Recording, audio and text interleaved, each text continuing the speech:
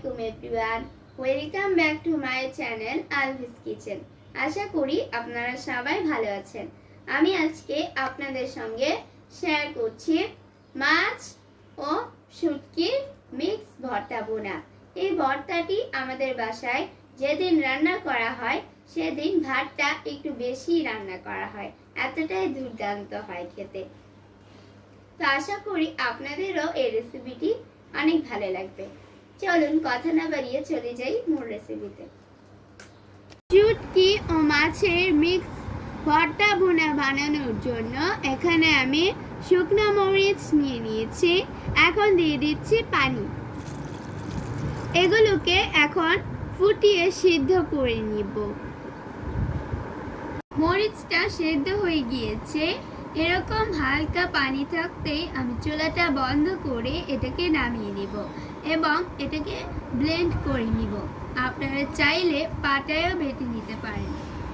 এখানে আমি রুই মাছের টুকরা নিয়ে নিয়েছি। প্যানে পানিতে লবণ ও হলুদ দিয়ে দিয়েছি। দিয়ে দিয়েছি মাছগুলো। এগুলোকে সিদ্ধ করে কাটা বেছে নিব। প্যানে তেল গরম করে নিয়েছি। এখানে আমি দুটো রসুন কোয়া করে রেখেছিলাম, দিয়ে দিচ্ছি।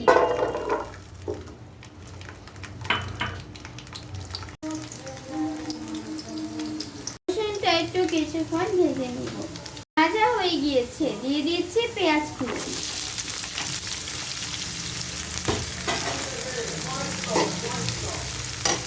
দিয়ে দিচ্ছি সামান্য লবণ, কারণ মাছের মধ্যে লবণ ছিল। দিচ্ছি কাঁচা মরিচ, মাঝখান থেকে কয়েকটা ভেঙে। পেঁয়াজ ও রসুনটা ভাজা হয়ে গিয়েছে, মাঝখানে একটু ফাঁকা করে জায়গা করে নিয়েছি। এখন এখানে চাবা শুটকি ধুয়ে পরিষ্কার করে নিয়েছি, এখন দিয়ে দিচ্ছি।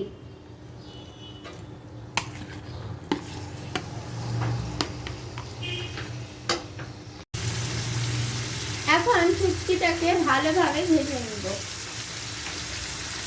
শুটকিগুলো ভালো করে ভাজা হয়ে গিয়েছে। শুকনো মরিচের আগে থেকে যে পেস্টটা বানিয়ে রেখেছিলাম, এখন আমি সেখান থেকে 3 চামচ দিয়ে দিচ্ছি।